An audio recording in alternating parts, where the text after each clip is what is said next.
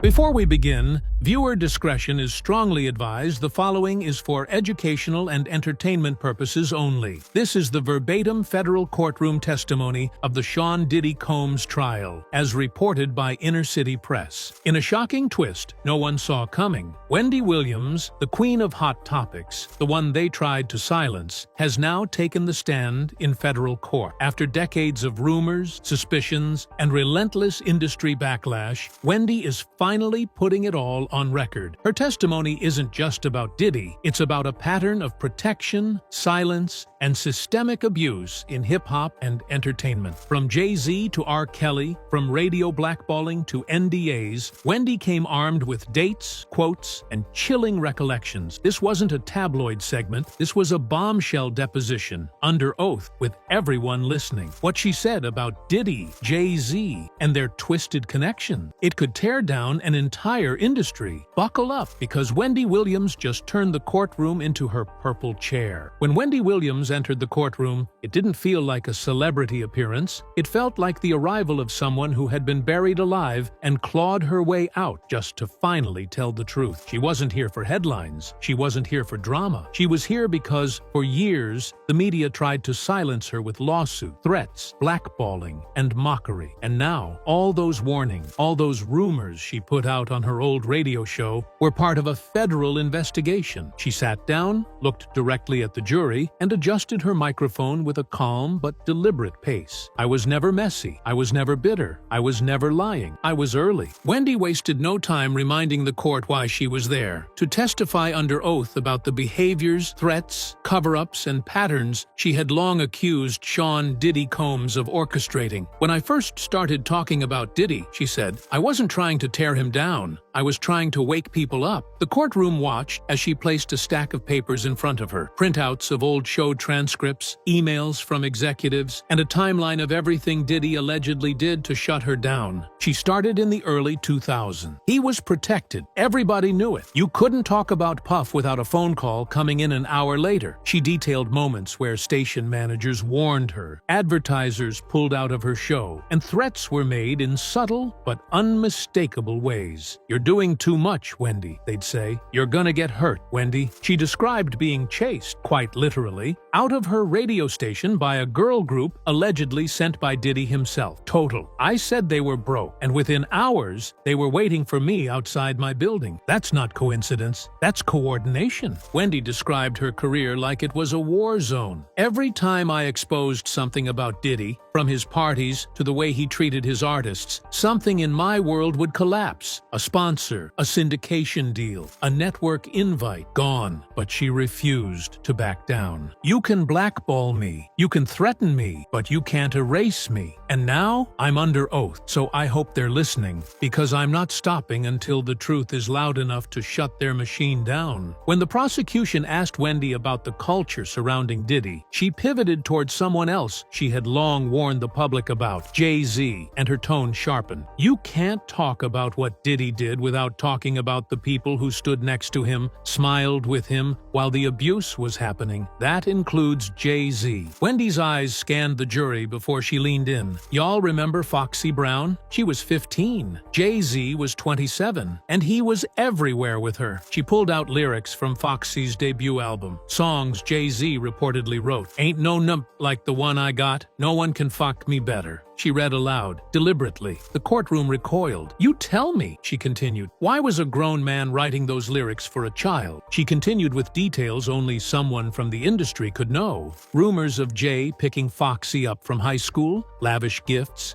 shopping sprees, and hair appointments funded by a man almost twice her age. This wasn't a label signing. This was grooming. Then Wendy dropped something even darker, an alleged tape. There was a rumor for years that a tape existed. Jay-Z, Foxy, and Jamie Foxx. You never heard about it again? Why? Because suddenly, Foxy's home was burglarized. The tape, gone. She let the words hang in the air. Coincidence? I think not. Wendy said she was fired from her top-rated radio show shortly after suggesting that Jay-Z's relationships with underage girls needed to be investigated. They called me toxic, but now you're seeing that everything I asked was worth asking. The prosecution then asked if she had any concrete evidence. Wendy nodded. Email, call log, producers who backed out of my show when I brought up Jay's name. She told the court that Jay-Z's team made quiet calls to industry insiders to blacklist anyone who spoke about Foxy. They turned me into the villain, she said, just for asking what any decent person should have asked. Then she turned to the jury. You think I lost sponsors for being messy? I lost sponsors because I was right, and they couldn't let that spread. Next came what Wendy called the part nobody wanted to believe, the part that had her labeled as a liar, a loudmouth, and worse. She told the court, I was the first to say it. Those weren't parties. They were operations. She was referring to the infamous freak-offs, a term now central to the federal indictment against Diddy. Wendy said she first heard whispers about these events in the late 90s, when Bad Boy was at its peak. Phones were taken at the door. Guests signed NDAs. There were candles, escorts, cameras. People were assigned to rooms. This wasn't a house party. It was a ritual. She referenced Karen Superhead Steffens, who told Wendy on air that Diddy invited her to one of these parties and asked for male involvement. Superhead didn't lie. She described everything. Diddy's paranoia, his drugs, the strange setups. She said he was afraid she'd expose him. Wendy leaned in again, and I made sure people heard that interview. I played it again and again because the truth was too heavy to let it pass. She described similar stories she'd heard from other guests, men and women, who had been to Diddy's parties and came back shaken. They didn't just party. They were told what to do, what to wear, who to touch, what room to go in. Wendy testified that she had personally spoken with 3 individuals who described IV bags being used to recover from the parties, just as the court indictment now details. They said there were medical assistants on standby. This was not socializing. This was organized depravity. She produced a list, pseudonyms only, of people who'd given her their testimonies in private. The court was stunned. One by one, these events matched the very patterns described by Cassie Ventura, Gene Deal, and other witnesses in the case. Finally, Wendy said something that hit everyone hard. The baby oil? I said it on air as a joke, but it wasn't funny. They really found over 1,000 bottles, just like I said. You know why I knew? Because people told me, and I was the only one willing to say it. She sat back in the chair, composed, and looked over at Diddy. All these years later, and we're finally here. Now it's not gossip, it's evidence. As the courtroom grew more silent, Wendy Williams shifted focus to someone else she had been defending for years, Cassie Ventura. I said it back then, she declared, eyes never leaving the jury. Y'all were mesmerized by the diamonds, the music videos, the red carpets, but I saw a scared girl. I saw imbalance, and I said it on the air. Something about that relationship was off. Wendy testified that she had tried to warn her listeners as early as 2008 about the obsessive control Diddy allegedly had over Cassie. She was 19. He was pushing 40. That's not love, that's leverage. Wendy explained how the mogul's lifestyle, jets, private security, industry pull, made it nearly impossible for Cassie to leave. I said it then, and I'll say it now. She didn't need a boyfriend. She needed a bodyguard. She reminded the courtroom of a clip she played on her show years ago, where Cassie looked down during an interview and flinched when Diddy raised his voice. People called it nerves. I called it trauma, but nobody listened. The prosecution then entered into evidence a timeline of Wendy's broadcasts that paralleled Cassie's legal claims. I was told Diddy had access to her phones, that he'd show up at hotels unannounced, that he'd get staff to unlock her doors. She paused. And when I said that out loud, my show sponsors pulled the plug. Wendy then referenced a 2018 incident, the one where Cassie reportedly ended the relationship after Diddy allegedly forced his way into her home. That's not the first time he showed up uninvited, Wendy testified. People don't understand. When a mogul wants control, they don't need permission.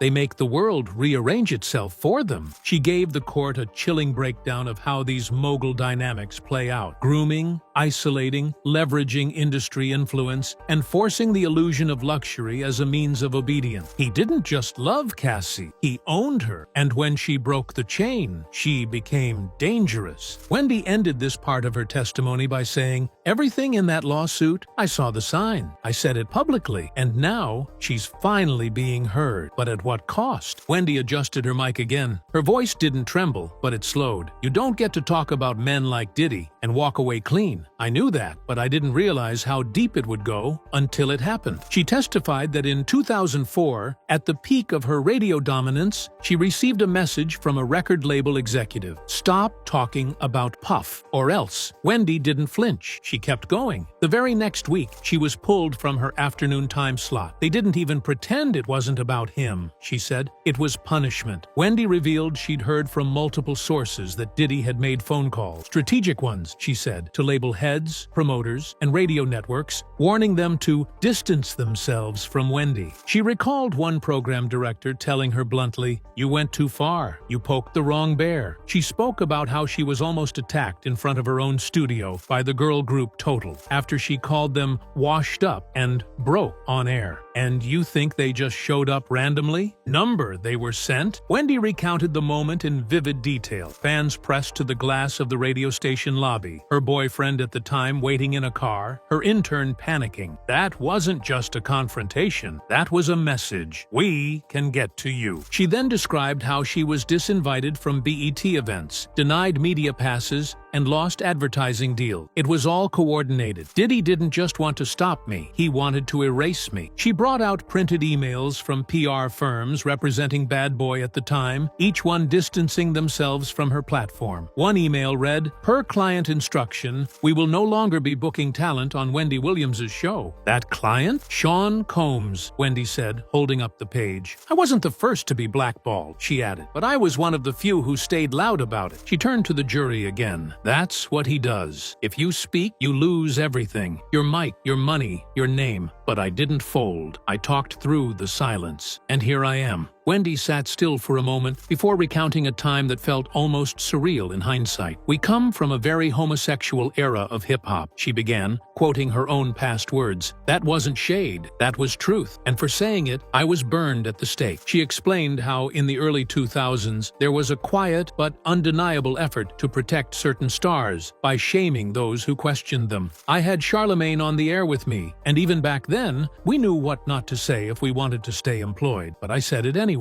She brought up her 2004 book, The Wendy Williams Experience, which was full of coded references and veiled warnings about Diddy, Jay-Z, and their after-dark lifestyles. People called it gossip, but now the government calls it evidence. Wendy then recounted a 2009 interview she did with former Bad Boy artist Mark Curry, who had just written Dancing with the Devil. "He called Diddy the shadow that ruins people." I agreed. And suddenly, that interview disappeared from the radio station's archives. She told the court that every time she tried to feature someone critical of the industry, Superhead, Gene Deal, Jaguar Wright, she got pushback, email threats, even FCC complaints. "They tried to shut me down through every angle they could." Then she dropped something that caught the court's attention. There was a list, not written down, but everyone in the industry knew it. A list of people you couldn't talk about. And when I broke that rule, I paid. She explained that her Hot Topics segments were constantly being flagged for review, that show producers were being threatened by talent reps, and that executives warned her, off the record, to back off. "They said I was going to mess it all up, for them, for the station, for myself." She paused. "But now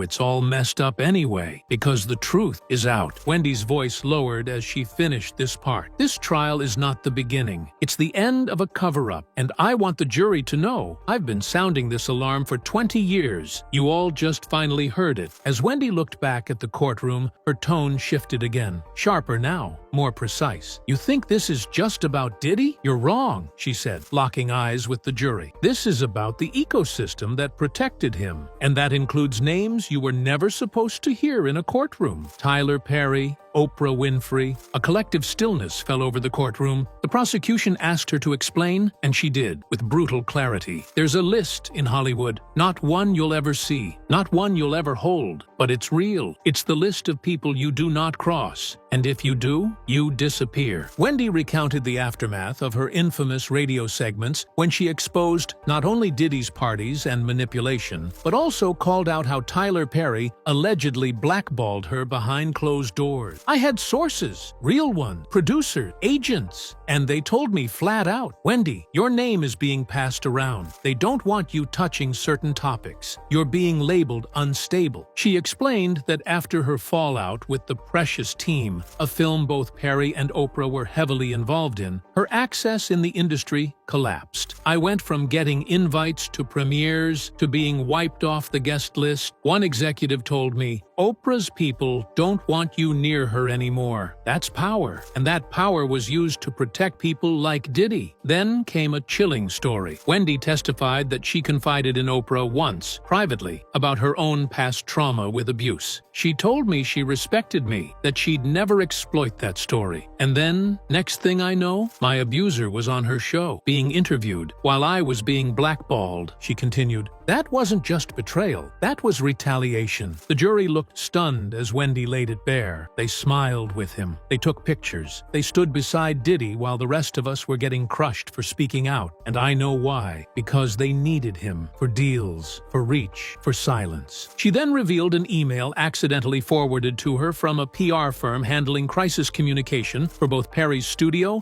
and a Bad Boy-affiliated brand. The subject line, Managing Optics, Wendy, Puff, Tyler. That was all it said, but that was all she needed. Wendy stared straight ahead. These aren't just isolated stars. They're a machine that feeds on silence and destroys anyone who dares pull the curtain back. By now, the courtroom had grown tense with every word Wendy delivered. Then came a moment that prosecutors later called a turning point. Wendy pulled out a thick file folder. This, she said, tapping the cover, is a collection of NDA, email threads, and internal memos that were never supposed to see the light of day. She clarified that she obtained them not through hacking, but from industry friends who had long since left the game. They were tired of watching women disappear, tired of seeing truth labeled gossip. Wendy began reading from an NDA dated 2007. The name redacted. The language? Ominous. Subject agrees not to disclose any private gatherings, recordings, or interactions with Sean Combs, his guests, or associates. Violation of this agreement may result in financial penalties and public retaliation. She slammed the paper down. Public retaliation. That's how deep it went. Next, she read an internal email from a luxury hotel chain. We have prepared the presidential suite with all requested amenities, including extra linens, candlelight lighting, and discretion measures. Mr. Combs's assistant will arrive for setup prior to guest entry. The date on that email? 2015. Cassie was still with Diddy. You think this was just celebrity partying? Wendy asked. Number, this was a system. This was planned, funded, scheduled, and cleaned up afterward. She revealed that she had evidence of payments made to publicists, talent managers, even bloggers, all to manage the narrative. One email instructed a writer to avoid any reference to recent rumors and instead push an article on Diddy's philanthropic work. Then came a photo, one that prosecutors presented to the jury. Diddy, Tyler Perry, and a media consultant known for her crisis sweep services, all standing together at a 2019 gala. They were smiling, Wendy said, smiling while women were getting paid to shut up and others were getting destroyed for not signing. She told the court that she, too, was offered an NDA. They wanted to shut me up, said I could have a syndicated TV deal if I agreed to move on from the topics I was covering. I said no, and I paid the price. The jury was silent as Wendy concluded the silence they bought cost others their freedom, their peace, their truth, and now it's all unraveling, one NDA at a time. As Wendy Williams reached the final portion of her testimony, she didn't break. She didn't cry. She simply sat with the weight of 2 decades of warning the world and being ignored. "You see Diddy on trial," she said, her voice calm and controlled, "but I see something much bigger. This isn't just about what he did. It's about who let him do it." She gestured to the defense table. "You see one man, but behind him is a legacy of silence, a tower built on fear, on NDAS, on power plays and party invitations and billion-dollar handshakes." Then she turned directly to the jury, and every time someone tried to speak, that tower crushed them. She reminded the court that while Diddy was the one charged, others, Jay-Z, Perry, Oprah, the labels, the handlers, had sat quietly for years, some even watching the abuse happen firsthand. They shook his hand, they took his checks, and they made sure anyone who asked questions was pushed out the door. Wendy concluded her testimony with the same voice that made her radio show famous, commanding, raw, and unfiltered. "I was called bitter, I was called crazy, but I was right, and I would rather be right in hell than be silent in heaven." She looked toward Diddy, who had remained mostly stoic through her testimony. "You thought I was gone. You thought your power was enough, but now you sit where the truth finally caught up to you, and I hope it's loud." Before stepping down, Wendy turned once more toward the gallery. "This trial is not the end. It's the beginning of people finally naming names, of the walls cracking, and of the whole tower one day falling down." And just like that, she walked out, not as a talk show host, not as a gossip queen, but as a witness whose voice could no longer be denied.